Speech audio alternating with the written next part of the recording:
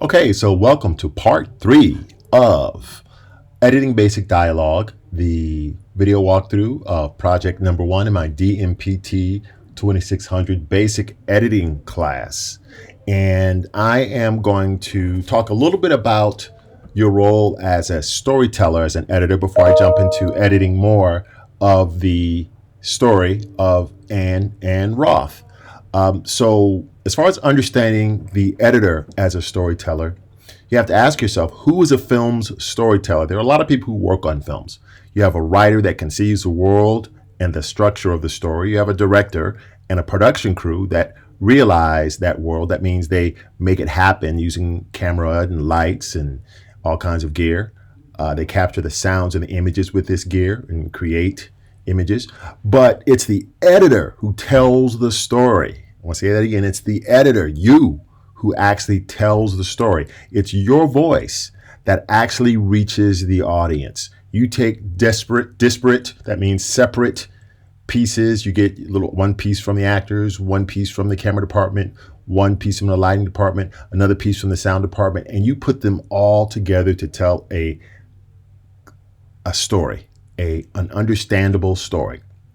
Everybody knows someone who's a great storyteller, someone who can captivate you even when describing something mundane. Conversely, everybody knows someone who can hardly tell a joke rather. Have you ever stopped to think about what makes a person who's a good storyteller so fascinating, or what ruins a joke? If you want to be an editor, you need to be able to think about things like this. You need to understand the mechanics of story. What is a story anyway? Well, a story is a way of packaging information so it's easy to understand. I'll say it again. A story is a way of packaging information so it's easy to understand. In part, a story is a collection of facts constructed in a way that our brains find easy to remember. But stories are more than just that. Stories have a magical quality, and they engage us in a special way. Stories resonate in a way that tickles us, terrifies us, makes us laugh, and moves us to tears. But stories are not just fantasy.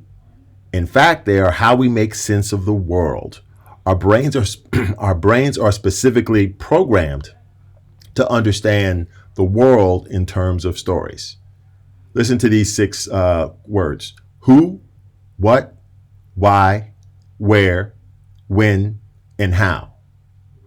Who, what, why, where, when, and how. Are these questions familiar? Yeah, I think we've all heard these before. They're possibly the 6 most important questions, or 6 most important words in the language, in any language.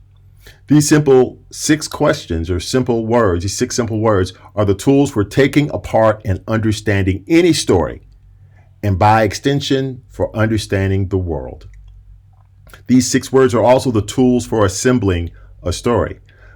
Good stories are constructed or are made by revealing the answers to these 6 one-word questions: who, what, why, where, when, and how, in a thoughtful and deliberate way. I'll say it again. Good stories are constructed by revealing the answers to these 6 one-word questions in a thoughtful and deliberate way.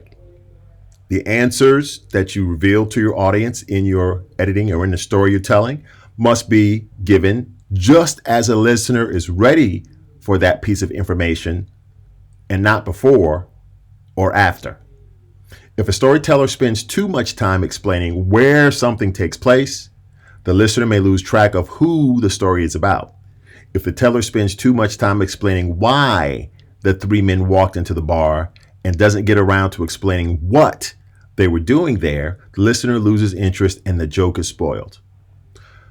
But how does this relate to video editing, you may ask? Well, it's absolutely fundamental to video editing. Every sequence that you construct is a story that answers these 6 questions. I'll say this again.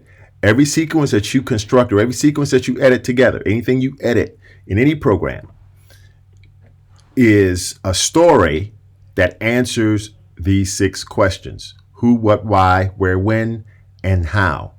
As an editor, you must thoughtfully and deliberately answer each one of those questions and must reveal them just as the viewer is anticipating them. Also, every shot in your film answers one of those questions. So if you have a shot that doesn't answer one of those questions, it does not need to be in your film. if you have a shot that's answering a question that's already been answered by another shot, that second shot doesn't need to be in your film. One shot might identify the who, another shot might clarify the where or even the why. In fact, you can nearly count on the fact that different shots reliably answer different questions. For example, a close-up shot like 1D1, a close-up shot like this tells us who the story is about. Whereas a long shot, sometimes they call it a wide shot. I like calling it a wide shot more than a long shot. But a shot like this, our master, tells us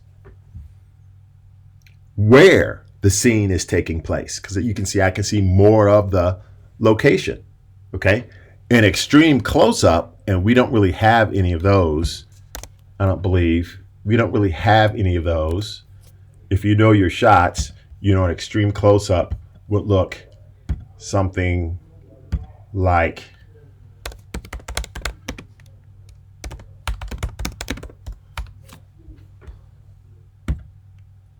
it could be eyes, this is more of a close-up big head. An extreme close-up like good old Tuco here from The Good, the Bad, and the Ugly.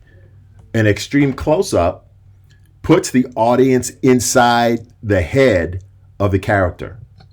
Many times you may get some sound associated with that. Maybe you're getting some voiceover that tells you what they're thinking, although that's kind of heavy-handed. I tend to avoid that kind of thing. But close-ups, extreme close-ups like this can often tell us why a character is behaving as they are. Okay? Sometimes a shot will answer one question, one of the 6 questions.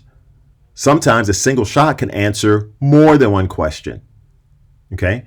And other shots, like an over-the-shoulder shot, like the one we see right here, it can answer the question of what's the relationship like between, in this case, Ann and Roth. Okay? If they were sitting, one with his back against a Roth was sitting with his back against the wall, and we were looking over Ann's shoulder, but she was a few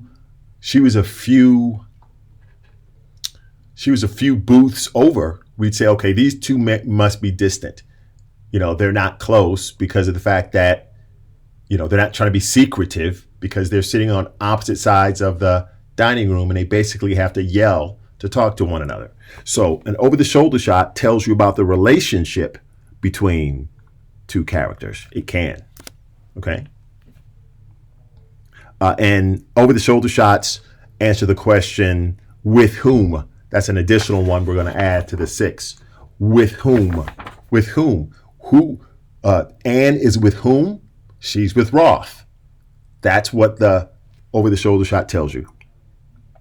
The editor's job is to carefully craft each scene by revealing the answer to each of the now 7 basic questions at the precise moment that they will most effectively communicate with the audience. For example, the most common scene opening technique is by using the first shot as a master shot, like this, okay?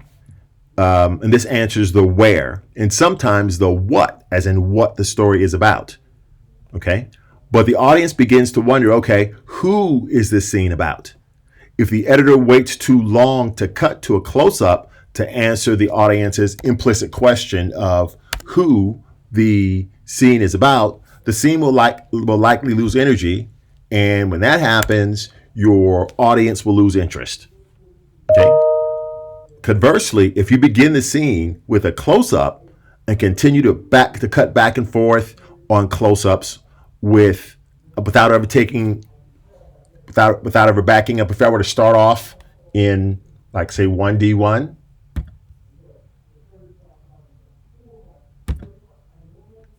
I were to start off in 1D1, and basically I never cut out to show you the rest of the diner, okay? Then that means that my audience is always going to wonder, where are these two? Okay? So So when that happens, the reality of the scene will evaporate. It doesn't seem like a real scene, like, it doesn't seem very realistic because you haven't anchored us into place. Now, when this happens, at best, the viewers will be confused because they're seeing these disembodied faces. They're not in context with anything. They're not in a specific location because you haven't showed them a wide shot. And so that can confuse the audience, especially if they're all singles, close-up singles, like the shot 1D1 of Ann's face, and you don't know where Roth is sitting in relation to Ann. You don't get a over-the-shoulder shot like this, or even a two-shot like this, where I can see where they are sitting in location to each other. If I was just using close-ups, then essentially I could make it so that I could shoot it so that these two characters, say Roth and Ann, they don't really even have to be in the same room if I do everything in close up like that. And there are films that have been shot like that, scenes have been shot like that, where the two actors, maybe they didn't get along, or two actors had conflicting schedules and they couldn't be in the same place at the same time. So you just shoot it all in close-ups. You don't have masters that show the two actors. You don't have over the shoulders. Okay. Going back to the concept of using wide shot as a master shot, some directors, some editors don't like doing that. One example, Tarantino sometimes doesn't use masters. A lot of more modern directors and editors don't use masters. They say, well, you'll be able to tell by the context, by what people say and what happens in the scene, where they are. Okay. For example, if we never saw this master, but we saw Roth and Ann sitting like this, and you see the waitress come up, you may say, well, that's enough to tell me I'm in a diner, so I don't need this wide shot. Okay. One thing that you also need to bear in mind is that the tighter the shot, when I say tight, that means that it's a closer shot, like that's closer than this shot is closer than the master, and this shot is even closer than the over the shoulder. But the tighter the shot, or the closer the shot, the more emotionally charged the shot. That means the more emotionally invested you will get in the shot. If it's a really dramatic scene where she's saying something important, then you want to usually you want to portray that from a close-up. One of the close-ups in the family of close-ups that we've learned. Okay. So one thing I do want to say is that a lot of times what you're going to do in editing is you're going to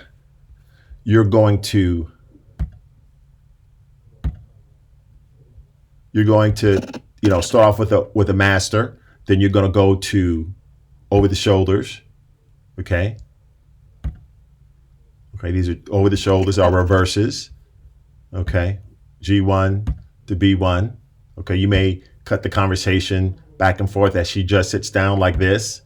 And then when Ann gets to a really intense part, I cut to a close-up of Ann.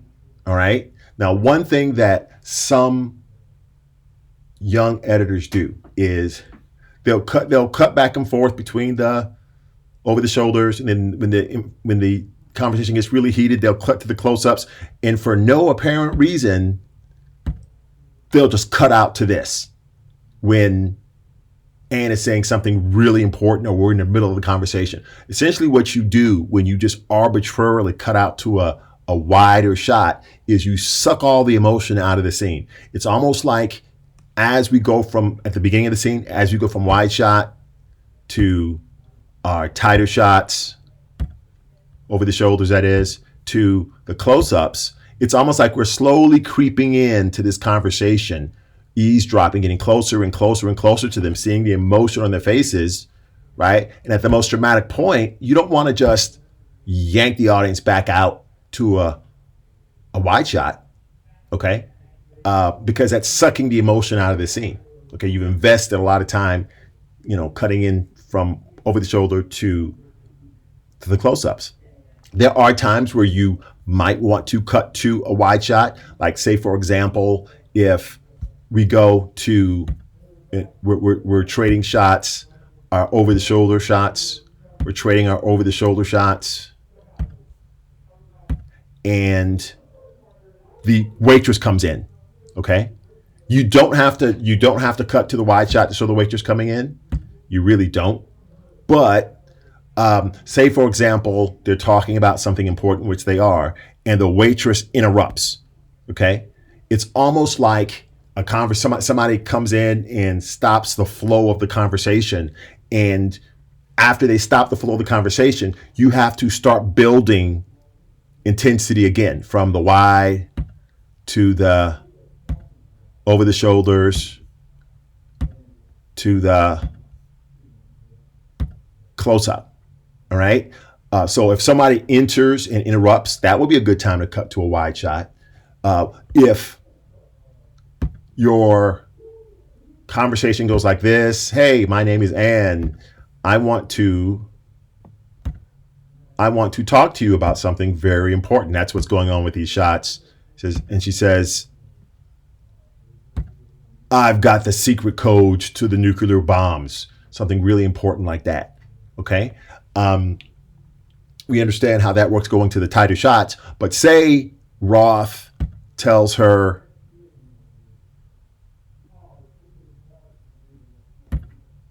"Well, I'm not here for that." And he changes the subject. "Let's talk about roofing repairs." Okay. So you can see another reason I would cut to a wider shot is if there's a change in subject. We call that a change in beat, B-E-A-T, change in beat. Okay. Where it's a change of subject. So that means that the emotion is being withdrawn from the scene because all the emotion invested in that first subject is now drained out. And I can start back all over again with the wide shot, going to the over the shoulder shot, going to the close up shots. Okay. So that's another reason as to why you want to cut to from a tighter shot to a wide shot. But you absolutely don't want to just arbitrarily cut to a wide shot just because. You want to make sure you know, hey, I'm going to lose some emotional intensity when I cut to this wide shot. So I need to do it for a reason. Either a new character is entering the scene and I need to know where they're coming from, or there's been a change in subject. So the emotional intensity is ramped down. Okay.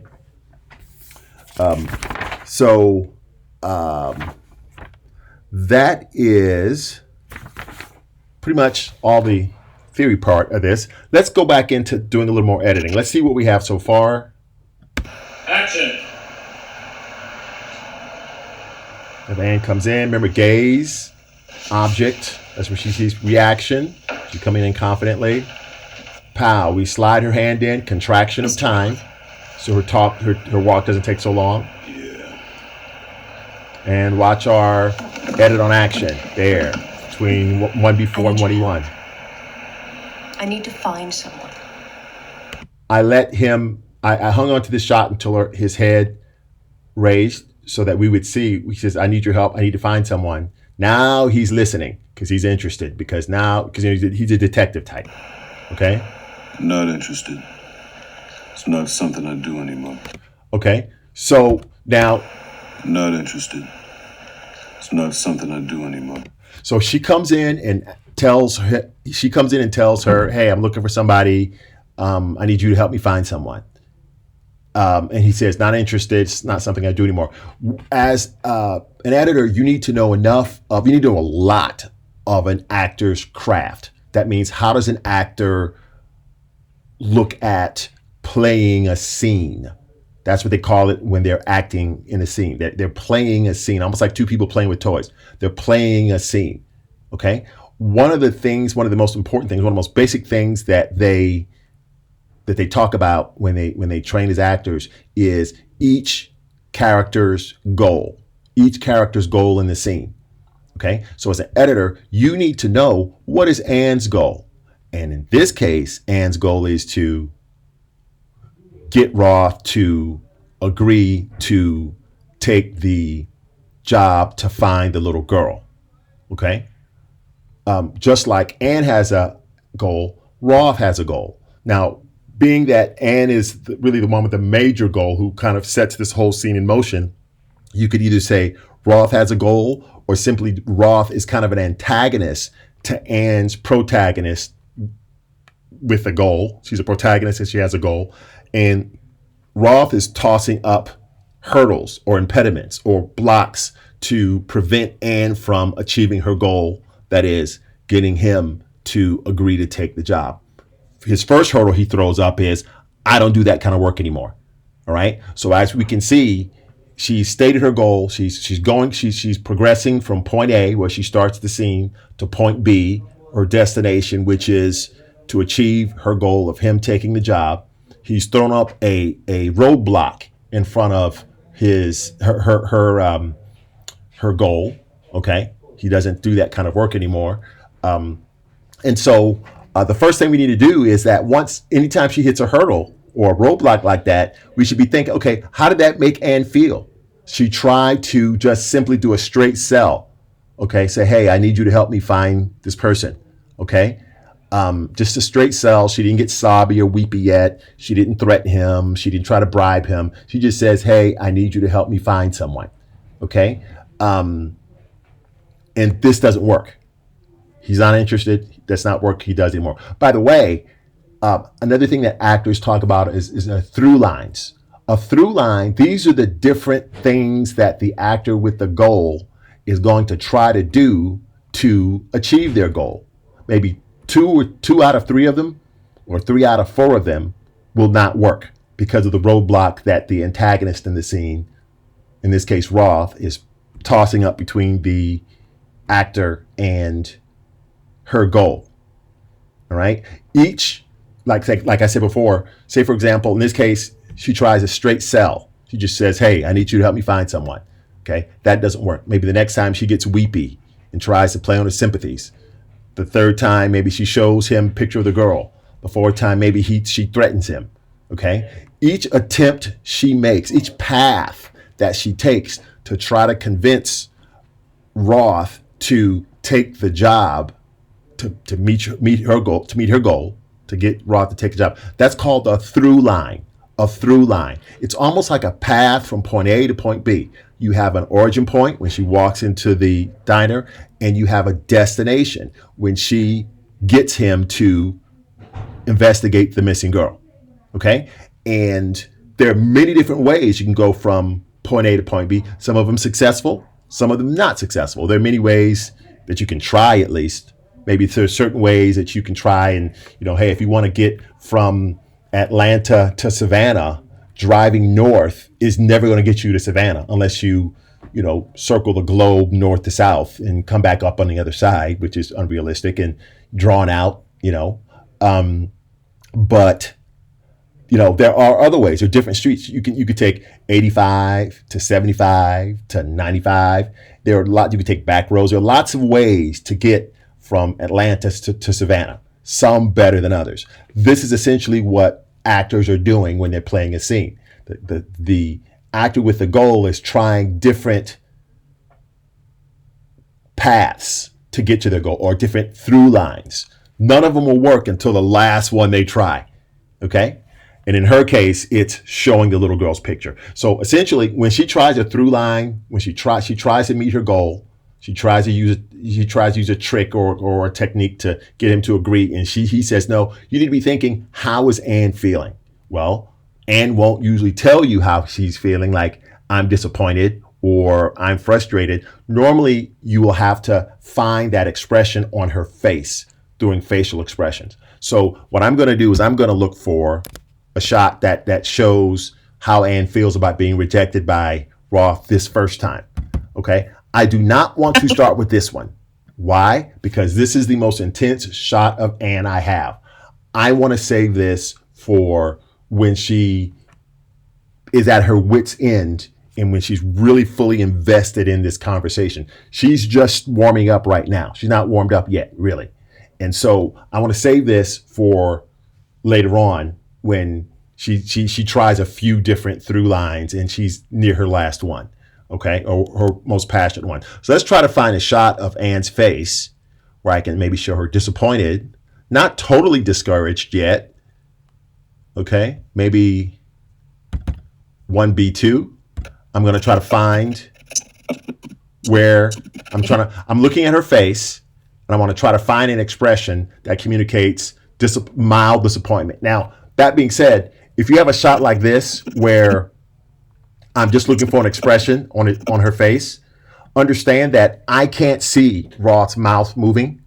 So if he says something that happens later on in the scene, but you get the right facial expression from her, you can use that portion. Now, of course, you don't want to take the audio that Roth says, because that's going to happen. The audio would happen too late. But if she gives you the right expression, sure, you can use that anywhere in the scene. Okay, because I can't see his lips moving. If I take the audio out, I have no idea what he's saying. Okay, so in this case, I think her expression works fine right in. Not something I do anymore. Right in there. Not interested. Not something I do anymore. Okay, let's trick it. Not interested. One. Let's take it from. Not interested. We'll take it from. Not interested. Not interested. Not something I do anymore. Evening. Need a menu? Okay, I'm gonna stop this right when Ann looks up. Right here.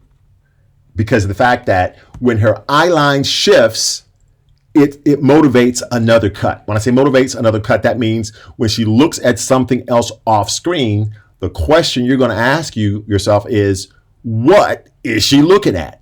And I would expect to get a shot of something or someone else that she looks at when her eye line shifts. Just in case you don't know, an eye line is simply the direction that someone is looking in. Okay, so let's add this next one in. So it's really almost like when you look at a shift in eye line, or when you look at something else that implies that, hey, I'm going to have to cut to another shot to answer the question that the first shot brings up. That is a good sign that you need to cut. Just like when Ann walked into the diner and looked off screen left, it raised a question. What's she looking at? That ding, ding, ding, ding, ding. I need to cut to what she's looking at. Okay. So let's Not interested. Let's go from right before it says not interested. I'm gonna set an endpoint right there in my timeline. I have an out point and in point my source monitor. Let's do another override edit. Notice how I'm gradually replacing that master at 1-2. Okay. Find someone. Not interested. Not something I do anymore. You can see he's about to talk here. You see his mouth open.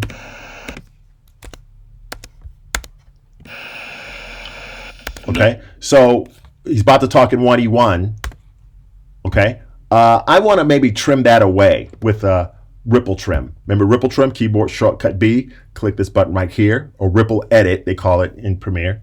And I am going to click and drag to the left to trim frames from the tail of that clip. I'm going to trim just enough frames so that I don't lose any of his audio, but I get rid of just the part where his mouth is open. Remember, the left 2 up is the last frame of that outgoing shot, 1E1, and the right 2 up in the program monitor is the first frame of the incoming shot, 1B2. So as long as his mouth is closed in that left 2 up, I know I'm good. Let's see what this looks like. When I release the mouse, let's see what that looks like.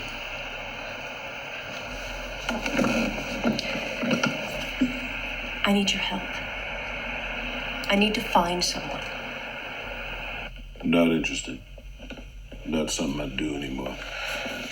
Evening. Need a... And so, okay, evening, need a menu. Oh, wait a second. That's my waitress coming in. Okay. And so what I'm going to do is I'm motivated to cut to a shot of my waitress because Ann is looking up and to her left. Now, you may say, hey, well, didn't you say I could cut to the waitress in the master? Because you see the waitress come in right here. Need a menu?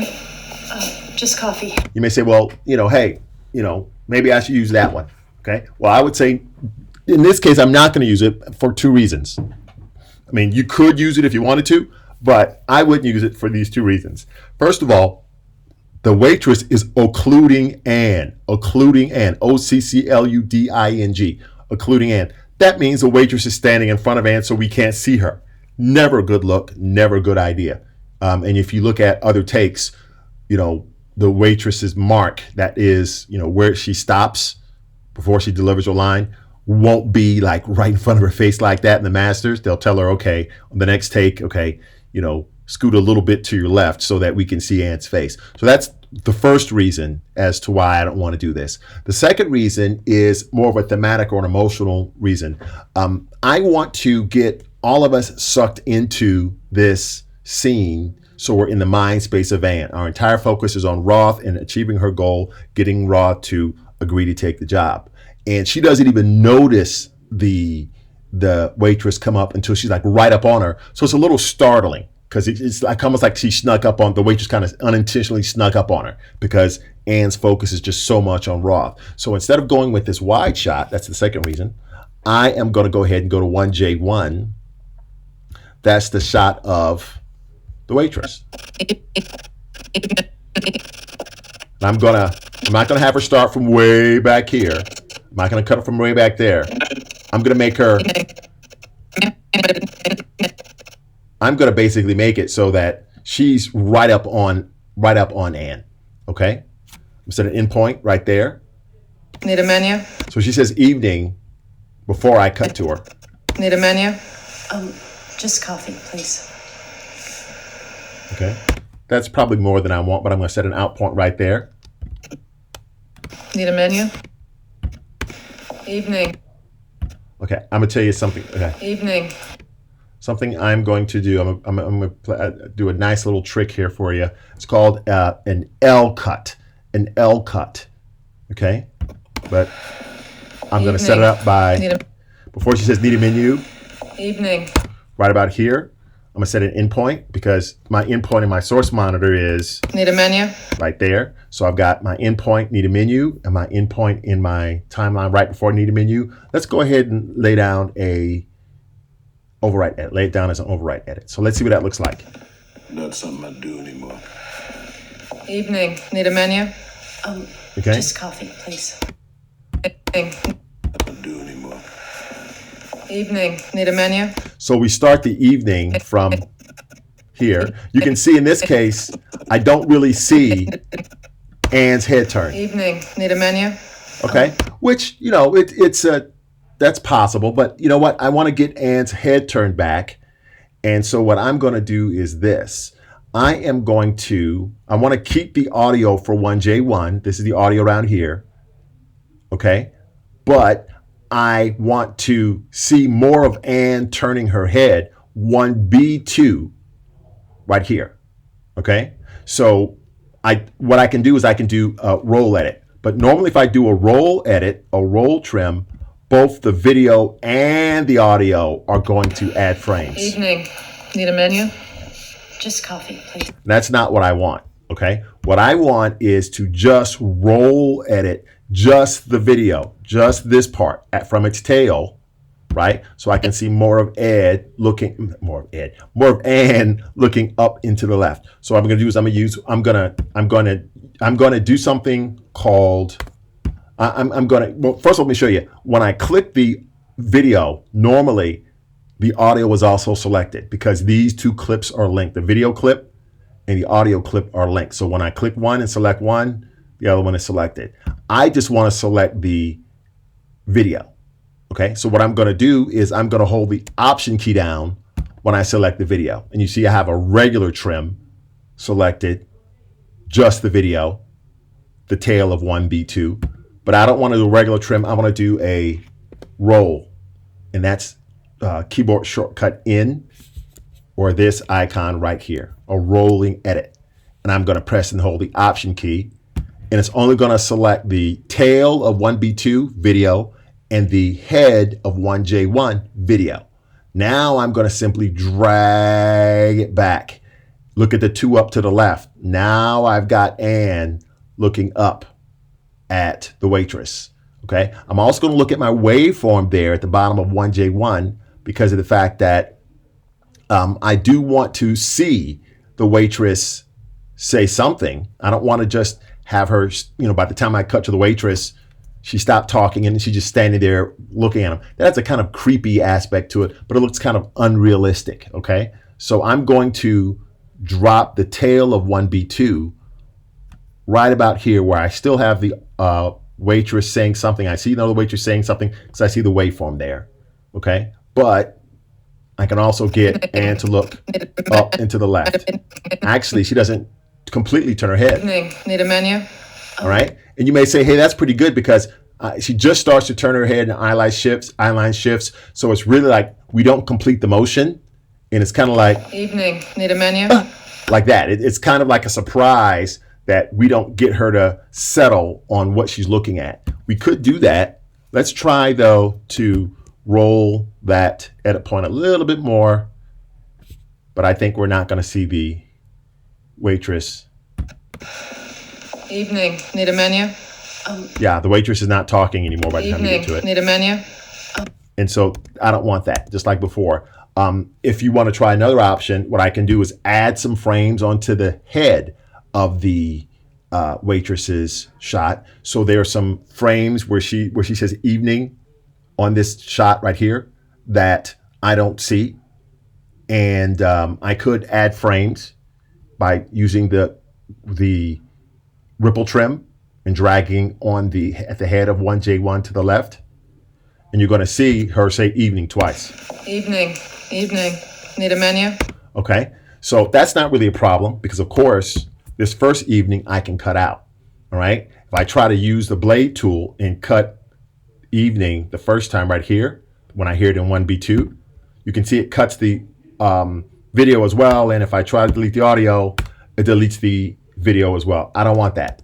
So I'm going to use the same trick of holding down that option key, but I'm going to click the razor tool, hold the option key, and click the audio clip right there where she says evening. And notice just the audio clip gets the through edit. That's all that I've cut. Use my selection tool. Let's select the audio waveform for her evening the first time. Press the delete key, and that's gone.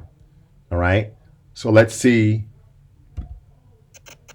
And now what I'm going to do is I am going to use a regular trim tool. Okay. Because Evening. no, actually, I don't need to use a regular trim tool. What I'm going to do is I'm going to use the roll trim and option click the video for 1B2. So I just select the tail of 1B2 and the head of 1J1. Now I'm going to roll trim until I see Ann fully look up and to the right. So I use the combination of the regular trim tool and the roll trim tool. I use regular trim on the, I use the ripple trim on the head of on the head of 1J1. I use the regular trim on the tail of the audio for 1B1, okay? And then I use a roll trim for the video at the tail of 1B2 and the head of 1J1. And this is what it's going to give me. Do anymore. Evening. Need a menu? See that? Now, I know you kind of hear the audio drop out there. Evening. Need a menu? The audio kind of drops out there, but that's okay because of the fact that there's a whole different set of work that this group of people would do, post-production sound, where they would add in the sound of the diner, and dropouts like that, you won't hear them. It'll be filled with other sounds of the space. But you can see I get the best of both worlds. I get a longer look of disappointment with Ann. I get a full head turn with Ann. I get a nice, what's called an L cut. I hear the waitress's entrance with her voice before I even see her. Okay, because this is the audio for 1J1. I chose to use the evening need a menu, all of it from the 1J1 shot, which is a shot of her, the waitress. By the way, we call this, not an L cut. This is a J cut. We call this a J cut because this kind of looks like the letter J, doesn't it? When I select the video and the audio together, kind of looks like a J cut. So with a J cut, the audio of the incoming shot starts before the video of the incoming shot. The audio of the incoming shot comes in before the video of an incoming shot. There's something called an L cut, which is really the opposite of this. they call L cuts and J cuts. They call them overlapping edits a lot. Overlapping edits. And the function of L cut and J cut is just like the function of editing on action. It draws your attention away from the cut, makes it a lot slippery, a lot more slippery, a lot slicker, a lot more fluid, so I don't notice the cut. All right, and you'll see L cuts and J cuts constantly in film. There are really not that many shots in most professional films that don't have an L cut or a J cut. There are very few cuts that don't have an L cut or a J cut, because otherwise it's like, if I didn't do L cuts and J cuts, it would get very basic and boring and kind of choppy, because looking over at the source monitor, when I see Ann, she's talking, and then she stops talking, and then I see Roth, and he's talking, and then he stops talking, and then I immediately go to Ann. All right, so talk, see, talk, see, talk, see. That gets very choppy, So cutting away from the audio at a different time than when I cut away from the video, that makes it a lot more fluid. Okay, and it's almost like if you're looking at one person that's talking, and then the person, another person that you're not looking at starts talking. You'll hear them start talking first, then you turn your head and see them. Okay, so there's a certain element of realism to that as well. So let's look at that one more time. Not something I do anymore. Evening. Need a menu? Okay, so she asks a question. Need a menu? Once again, this could motivate a cut. She asks a question, and she's also looking at Ann. Now, Just coffee, please. you could say, just coffee, please, and never show Ann, show it entirely from 1J1.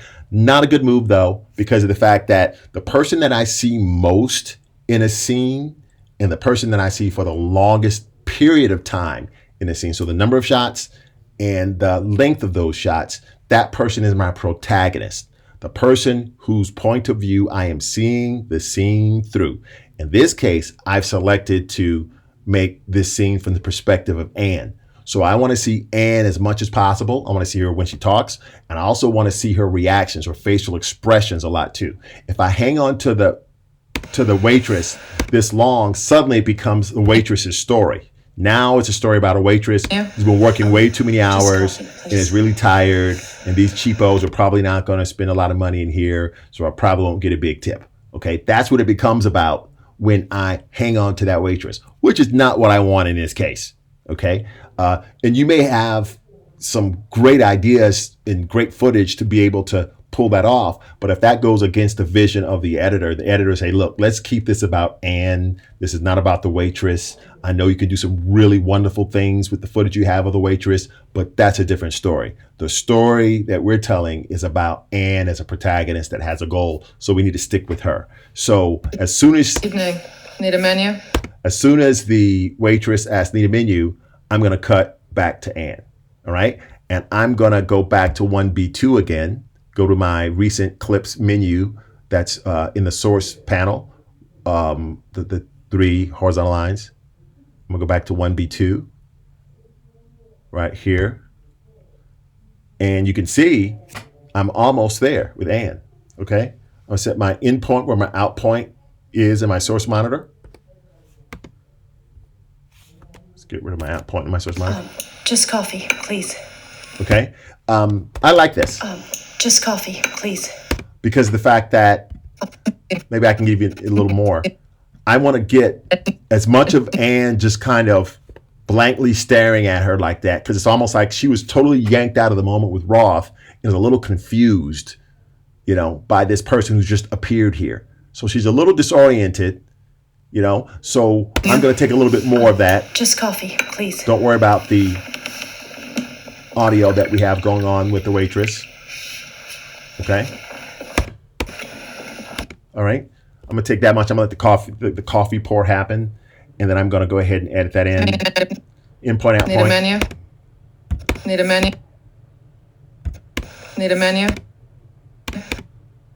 I can either watch this. I'll do the same thing I did Menu. before. I'll do a straight cut, they call it.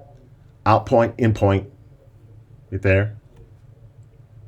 And watch this. I'm going to do an insert edit this time, and I'll tell you why in a moment. Do an insert edit, in-point, out-point my source monitor, in-point my timeline. That is insert edit. I'm sorry, that's a 3-point edit that I'm going to use as an insert edit, like that. Okay, so watch what happens. Need a menu? You? Just coffee, please.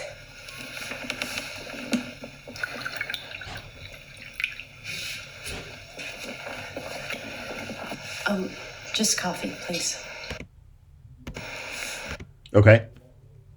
So I did an insert edit for it, and it's very long. What I'm going to do is I'm going to shorten this. I'm going to show you. I'm going to show you something very interesting. You may wonder, why do we have these different tracks, like V1 track, the V2 track, the V3 track, and why they stack vertically? The A1 track, the A2 track, the A3 track, why they stack vertically? Well, the reason why they're stacked vertically like that is so that it's a way of editing using vertical tracks, so I can have a little bit more latitude or a little bit more flexibility in how I edit a scene if I want it to be a little more complicated. What I'm going to do is I want to show the waitress I'm going to show her arm starting to pour. Okay. And then I want to cut to the waitress's face while she's pouring. Okay. And then I'm going to then cut back to her hand leaving. Okay. Okay, so actually I just want about this much.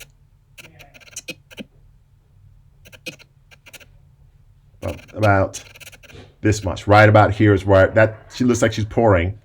So I'm gonna use my regular trim and just trim it to that much. And I'm gonna say, okay, she's pouring right there. I'm gonna set an endpoint right there in the timeline. Okay? And this is one way to get the shot of the waitress to the V2 track. I can simply drag it up and drag it to the right, but I don't want to bring my audio along, because if I do, watch what happens. If I bring my audio with it, it'll overlay the audio in 1B2. See that? The audio lay on top. I don't want to do that. So what I'm going to do is first I'm going to delete my audio from the waitress right here. She's not talking or anything. She's just pouring coffee. All right, and that's fine. I selected it and I pressed the delete key. Now I'm going to drag the waitress up to the V2 track. It's not on, but that's okay. See, V2 track is on or not on. That's okay. All right, because now watch what happens. Please.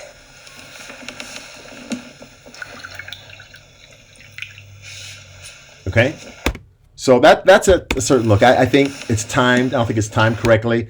I want to see what happens if instead of simply laying it on top of the V2 track, because basically whatever's on a higher track is what you see. So at this particular point in time, at 44 seconds and 10 frames, I was normally seeing this.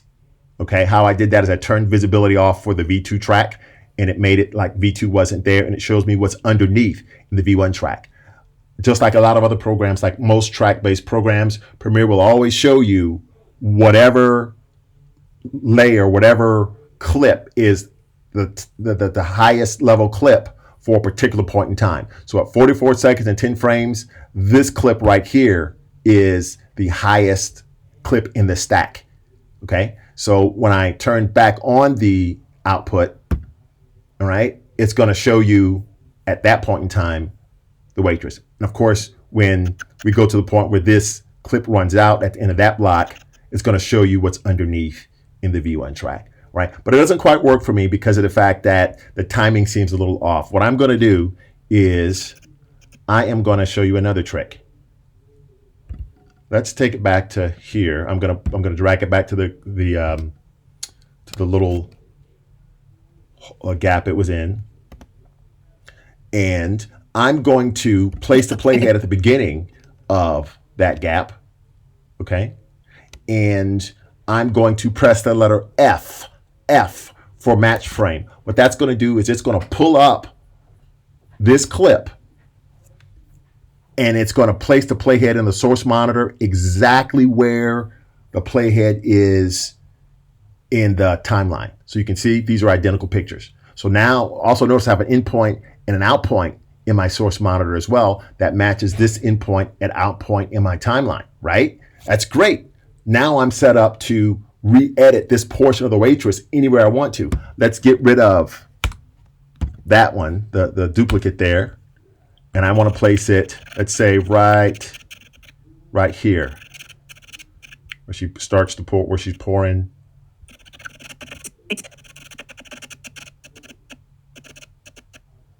Okay, maybe what happens if I don't let her actually get all the way down? It's a lot of times you don't have to show all the way. We get, once we see the coffee pot enter, we can kind of cut away. Okay, we can cut away. All right, we can see what happens. Okay, so don't let that action complete. Set an endpoint. Now watch this. I'm going to set my source track indicator for video up to the V2 track on the timeline and turn the V2 track on the timeline on.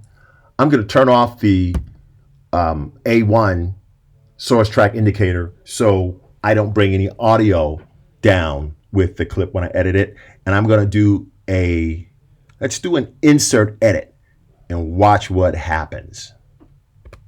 Okay, I did an insert edit. Not only did it put my picture, my shot of my waitress on V2, it didn't bring any audio with it, but it did an insert edit so you can see it split what was there at 1B2 and moved it down just far enough so that this shot of the waitress can fit in. Now, it did not put it between the two halves of 1B2.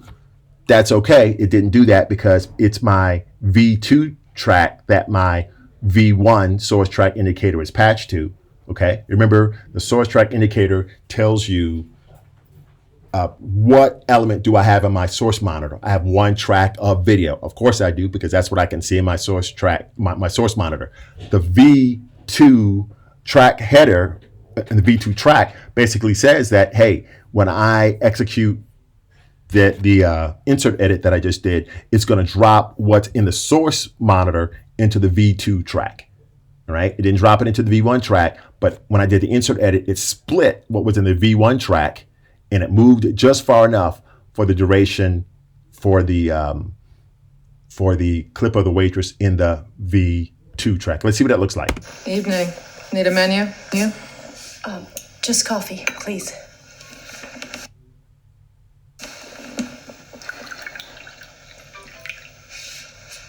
Okay, you would be like, well, hey, that's okay, but I think looks like she's almost ready to pour here, but you see her kind of arm moving over, right? And you say, well, I think she's already, right here, she's already pouring. Right there, it looks like she's not quite ready to pour. Let's try another type of edit called a slip edit, okay? A slip edit. What a slip edit is basically, okay, let's look at the waitress here. All of this footage here is footage that I could have used in the footage that could have used when editing this sequence. All of this footage right here in the source monitor. Okay, I chose to use this portion, but I could have used this portion. Okay, after I've edited to the clip, after I've edited the clip to the timeline, after I've edited the source clip to the timeline, making it now a sequence clip. Anytime I edit a source clip to the timeline, once it's in the timeline, we call it a sequence clip. And I decide, hey, I want a different portion of this 1J1 clip. And I don't want to have to go back here, delete this, and set a new in point and out point and do a 3-point edit all. I don't want to do that. I want to do something quicker. You can do what's called a slip edit. A slip edit changes the portion of the specific clip that you edited to the timeline. The keyboard shortcut for a slip edit is Y, or you can click on the slip tool icon, which is right here. So what I'm going to do is let's zoom in a little bit. Okay, so that 1J1, I'm going to click and drag. I can drag to the left or I can drag to the right. When I drag to the left, I'm going to see footage later. I'm going to see footage later than I originally saw in the timeline. By the way, I want you to watch this. Okay. This is what we had originally. Look at where my in point and out point is in the source monitor, okay? I'll set my in point so they're identical. Well, no, not quite identical there. There it is, identical, okay? So look at where the in point and out point is. The duration is 1 second and 10 frames. If I do a slip edit, I'm gonna slip so I see footage later in the waitress's shot. I'm gonna click and drag to the left. Remember, drag to the left, you see later footage. Drag to the right, you see earlier footage. I know that's counterintuitive, and if you were in front of me, I could explain exactly why it works like that. But when you do a slip edit, slip later, slip to the left to see later footage, slip to the right to see earlier footage. Okay, and a good mnemonic to help you remember that is left stands for later. L stands for left, L stands for later. Drag to the left to see later footage. So that means by process of elimination, dragging to the right must be seeing earlier footage. So I'm going to drag to the left to see later footage, let's say right about here. I'm going to drag it out as far as I can, okay? Let's drag it out to the point where the waitress is already leaving. This is just to show you exactly how the slip tool works. I want you to look at the in point and out point in the source monitor, okay? It hasn't changed yet, okay? But when I do a match frame, it's going to show you what I had in the timeline, which is an in point and out point right about here, about right midway through the clip. And it's going to show you what I've slipped it to, because you're going to see that in point and out point move. You saw that? I pressed F for match frame, and it shows you the portion of the clip that's in the timeline. It's going to set an in point and an out point for it up in the source monitor. So as you saw, it was later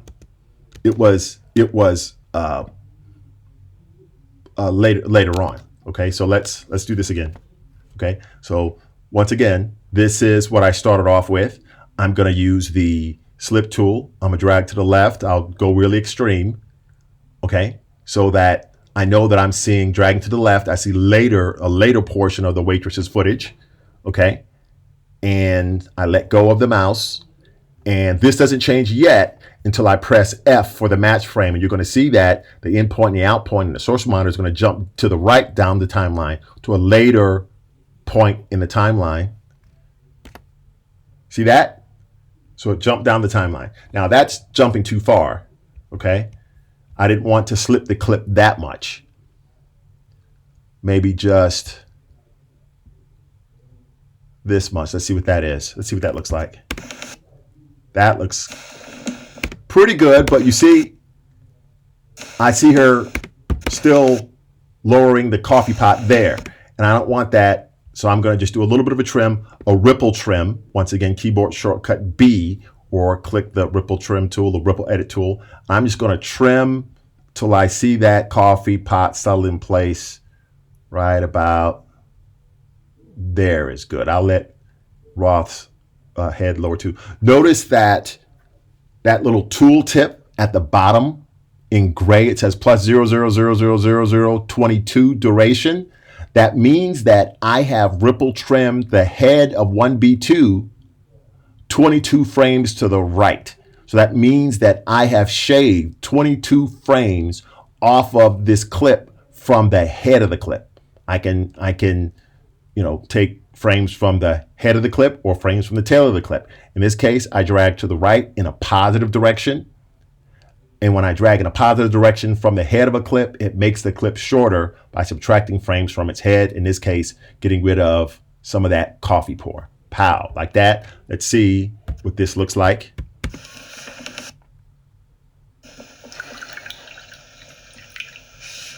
Now that really elongates this. I want to do something kind of funny here. Let's say before she pulls it out, before she pulls the coffee out again, let's say if you really wanted to make just something kind of fun. I don't recommend doing this if you're trying to edit this seriously, but say you want to make it seem like the coffee pour takes forever, okay?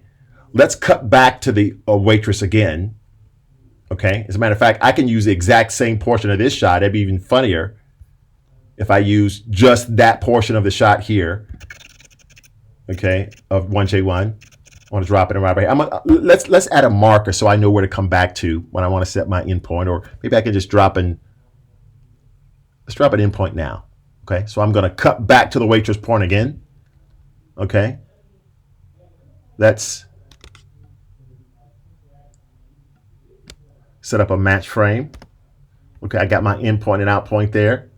All right, now I've got my endpoint, my timeline, endpoint, out point, my source monitor, endpoint, my timeline. It's the exact same portion of the shot as before, you know, so you may be able to detect that, and that could add to the humor a little bit. Once again, this is not something I would do like in a real life, you know, I'm editing this for real, but I just wanted to show you the flexibility you have as an editor. Let's do another insert edit. Remember, my V1 source track indicator is patched to my V2 track, and comma, keyboard shortcut to insert edit, bam, like that. Let's see what this looks like.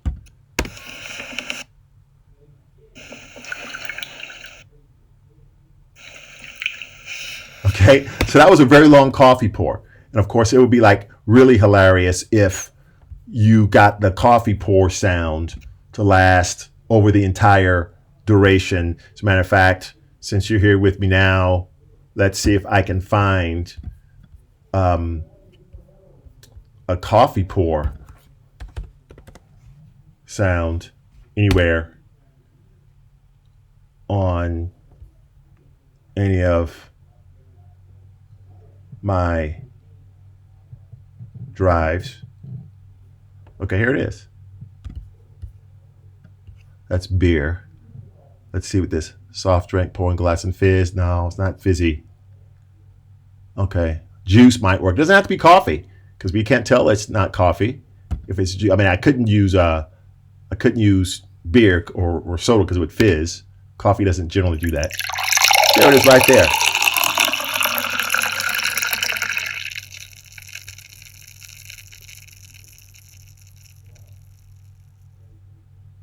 Okay, this is a stock audio file. You have people who make just gigabytes and gigabytes of just juice pours, door slams, all kinds of funky sounds. I like that second one. I like that one because it's really long, the slow one.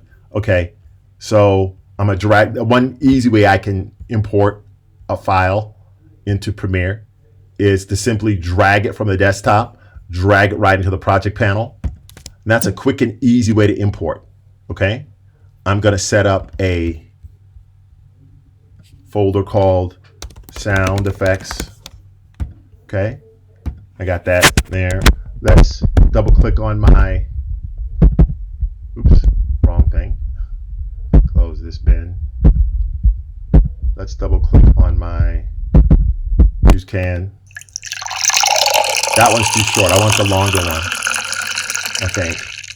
Let's see how much of a juice pour I need. Okay, she starts to pour the juice or the coffee right in here somewhere.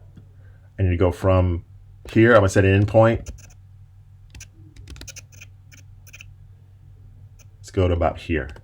Okay. By the way, the reason why I set an endpoint and an out point from when I saw her pouring the coffee to when I see her stop is because this number right here, the duration field in the lower right-hand corner of the program monitor, tells me how much time is between my endpoint and my out point, my timeline. 5 seconds and 14 frames. So I need a pouring sound that lasts about 5 seconds and 14 frames. Really neat, huh? Okay, so let's start here. Set an endpoint in my source monitor. The second one is longer, so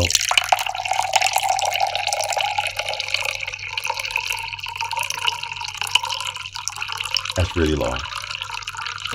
How long is that? Okay, that's 9 seconds and 8 frames. I need like half of that.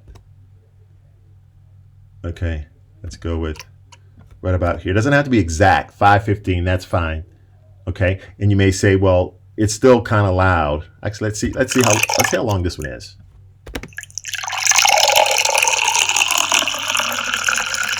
Yeah, that might be maybe fine. Yeah, we'll go with this one. We'll go with the first one that was short. I thought it'd be too short, but it's not. I'm gonna set an endpoint in my source monitor. I'm sorry, endpoint my timeline. I have an endpoint and out point my source monitor, and I'm going to patch my audio A1. I want to drag it down so that it's patch to A2, the A2 timeline, because I want the audio for the port to not overwrite my dialogue there, my dialogue tracks, the tracks that my lines that my actors are speaking there. So I'm gonna set this right here, A2. Okay, so I'm gonna do, let's do not an insert edit. You do not want to do an insert edit. Most of the time when you just edit audio and not video, you don't want to do an insert. You want to do an overwrite. Bam, just like that. Okay, so let's see what that looks like. I know it's going to be kind of loud. Oh, by the way, it's a stereo track. You notice I have both a left and a right channel. Just coffee, please.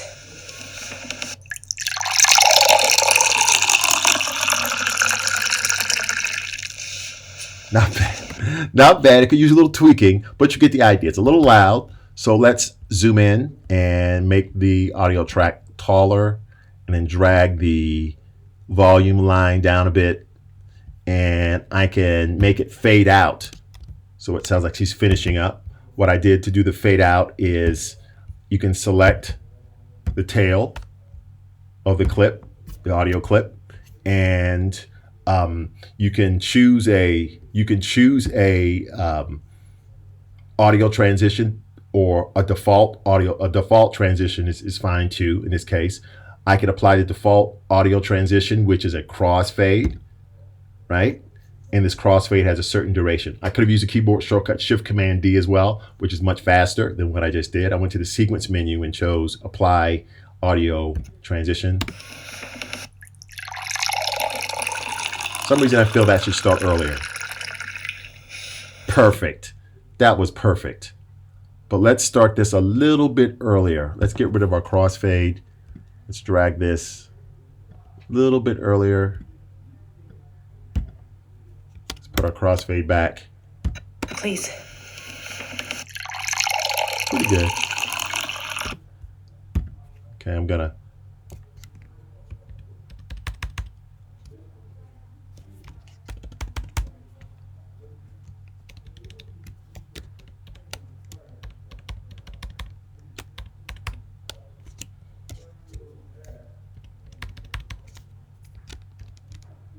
do a Command Shift right arrow or Command right arrow to move the whole audio clip back a little bit. See how it just moves the whole audio clip? That's a Command left arrow, Command right arrow. We'll move it to the left and to the right, or up and down the timeline. If this is not going fast enough, add a Shift and it'll jump in larger increments. This is 1 frame at a time. This is 5 frames at a time. Okay, so let's see about how it works there.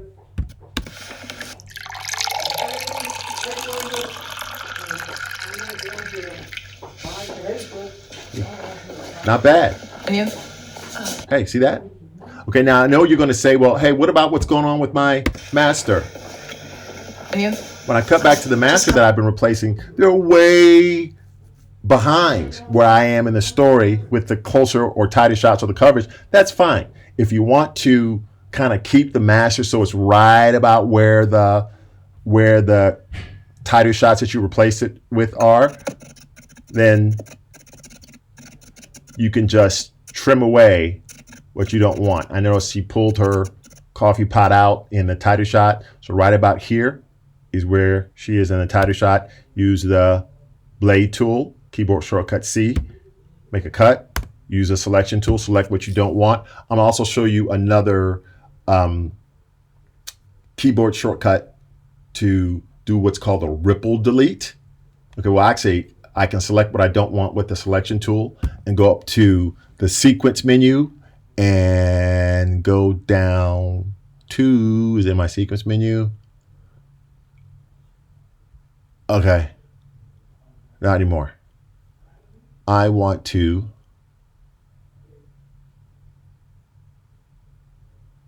another keyboard shortcut. I want to do a, there it is right there, the edit menu. My bad, the edit menu. Go to the edit menu and go down to ripple delete. Or I could use a keyboard shortcut, Shift and the delete key, okay?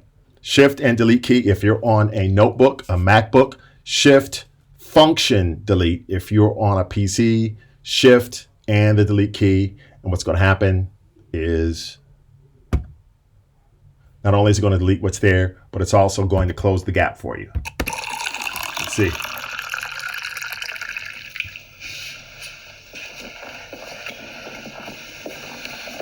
Okay. And so I can continue from there. If I started back from, if I went ahead and went back to my master here, that actually makes sense because we had the interruption, this very long interruption with this very long coffee pour. Now Anna's going to try another through line to achieve her goal of getting Roth to take the job to find the little girl, which is pull out the picture. Okay, so the emotional intensity was drained out of the scene when the waitress interrupted. So cutting back out to this master, if you wanted to do that, would make sense. If instead you wanted to, cut to a shot of Ann, you want to cut to a shot of Ann. Okay. Now, if you cut to this, which you could do, if you cut to the over the shoulder instead, sure, you do have some emotional intensity there and it's an interesting shot, but you really can't see where she pulls the picture from. She pulls a picture out there. Her name is Hope. You can't see the picture. You could say, okay, well, I can't see the picture there, but I can start off showing her body move as she pulls the picture out, but then maybe show the actual her showing the picture from here, maybe. Okay, but that's, to me, it's a very awkward looking shot. It looks very disconnected from everything else. It's a cutaway, really, technically. I don't like that shot personally. And this shot right here, a lot of people choose this shot because it's the clearest shot of the little girl, but it's a god-awful shot. The reason why I call it a god-awful shot is because of the fact that you don't really, every shot that you show, not 100% of the time, but 99% of the time, it's somebody's point of view, okay? So that means I'm looking through someone's eyes more or less. If I'm looking over their shoulder at the person you're talking to, you're not directly looking in their eyes. It's still what's called an external shot as opposed to an internal shot where you're literally looking through their eyes. But it's a whole lot closer to being what you would see through their eyes than, say, a shot like this, where the camera is over the top of the table and looking down. That's not what Roth sees. That's not what Ann sees. Maybe the waitress would see something like that, but not really, if the waitress was still there and we're showing her point of view. But a lot of people choose this shot because you see the picture of the girl. I don't like it because it's such an awkward looking shot. Okay, it's nobody's point of view. It's nobody's point of view in the scene, and I tend to avoid shots like that. It's like trying to fit a square peg into a round hole. And so as an editor, you may have to weigh the decision of, okay, I could use this shot. I could show what the girl looks like, but it may pull the audience out of the film because they're like, oh, that's a really awkward shot. I mean, it's almost like twist your head in a strange direction as you look at it because it's just so different from everything else you've seen. Then you have to weigh the benefit of showing the picture of the little girl. Is it important what the little girl looks like? Not really. The goal isn't for you to be able to identify the girl so you'll know her when you see her. The goal is to show it to Roth. So he pulls on the heartstrings with this cute picture of this little girl. So actually seeing what the little girl is for yourself as an audience, that's unimportant. You know it's a little girl because she says it's a little girl. I'm pretty sure if we didn't see the actual little girl's picture, whatever little girl you were imagining in the picture was probably cuter than the one in this picture. And that would be more of an impact for you. So I would stay away from this shot, okay? Because it has way more disadvantages than advantages. It introduces more problems than it's worth. So I would probably go ahead and you could, if you did want to see the actual picture, you could stick with master, or if you wanted to go with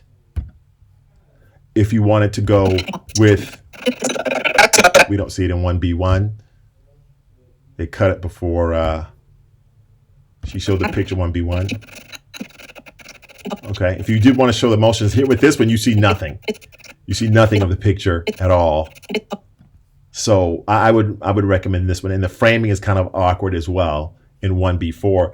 I think the master is probably your best bet. Okay, so it's not an issue of absolute right or absolute wrong. It's a good shot, it's a bad shot, a not so bad shot, a good shot, a better shot, and a best shot for the story you're trying to tell. And you've got to choose which one best tells the story, conveys the mood that you're trying to convey. It doesn't break the mood, okay? It conveys the tone and the theme in the story and tells us about the characters, okay? So that's all I have for this one. We went a little long, about an hour and 15 minutes, but I think we got into some of the art of the edit in this one. So you're not just pressing buttons, but you're asking yourself, why did I press that button? Why did I lay this shot down at this particular point in the sequence? So that's all we have for part 3.